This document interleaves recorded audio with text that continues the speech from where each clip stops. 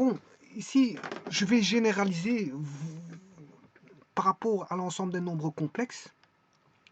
Les complexes.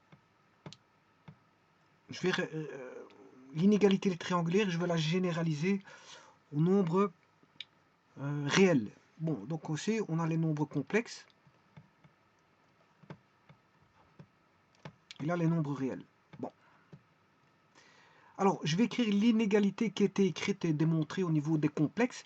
Et je vais comment on appelle ça, l'étendre au nombre réel. Alors, sachant qu'un complexe A plus BJ, c'est écrit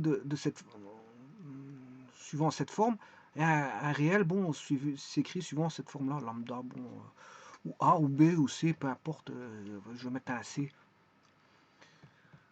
Là, je vais mettre une valeur C.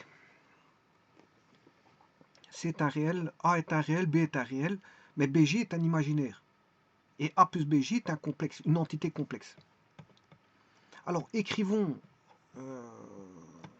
l'inégalité triangulaire valable pour les complexes. Z1 plus Z2 est plus petit ou égal à Z1 plus Z2.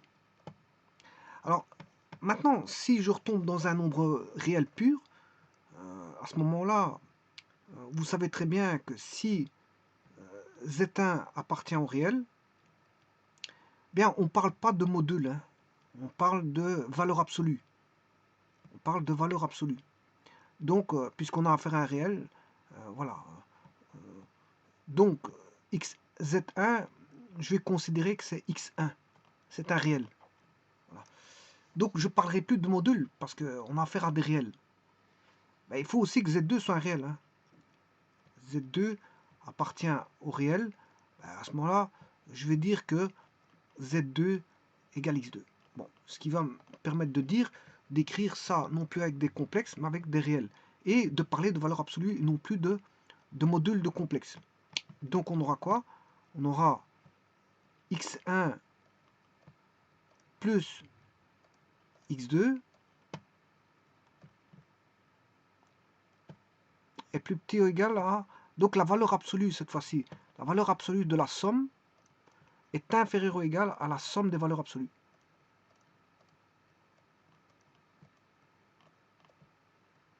Cette relation est valable dans R.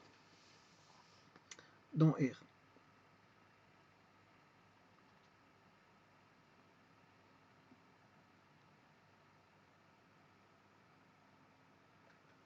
Ah, et ça c'est la...